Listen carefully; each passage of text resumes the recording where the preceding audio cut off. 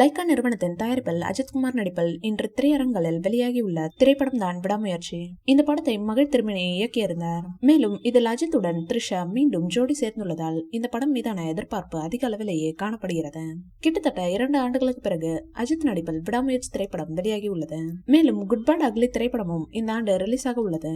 இது அஜித் ரசிகர்களுக்கு இரட்டிப்பு சந்தோஷமாக காணப்படுகிறது.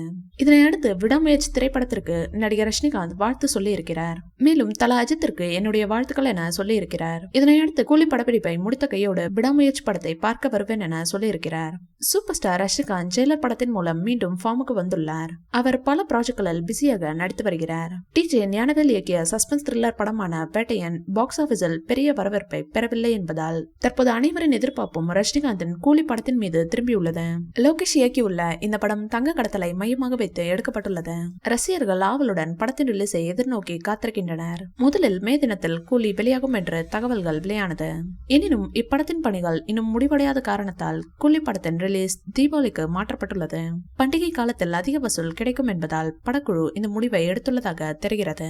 நடிகர் ரஜினிகாந்தின் உடல்நிலை மற்றும் பிற காரணங்களால் சிறிது இடைவெளிக்கு பிறகு படப்பிடிப்பு மீண்டும் படக்குழு தொடங்கியுள்ளது. ரஜினிகாந்த் சார் கூலி திரைப்படத்தில் தங்க கடத்தல்காரராக நடிப்பதாக கூறப்படுகிறது. இந்த படத்தில் அக்கினேன் நாகார்ஜுனா, சத்யராஜ் மற்றும் சௌபன் சாயர் உள்ளிட்ட பலர் நடிக்கின்றனர். அனிருத் ரவிச்சந்தர் இசையமைக்க Kalaipuli S Thanu we creations பேனரில் இந்த படத்தை தயாரிக்கிறார். கூலி படத்தில் மொத்தம் 4 பாடல்கள் தானாம்.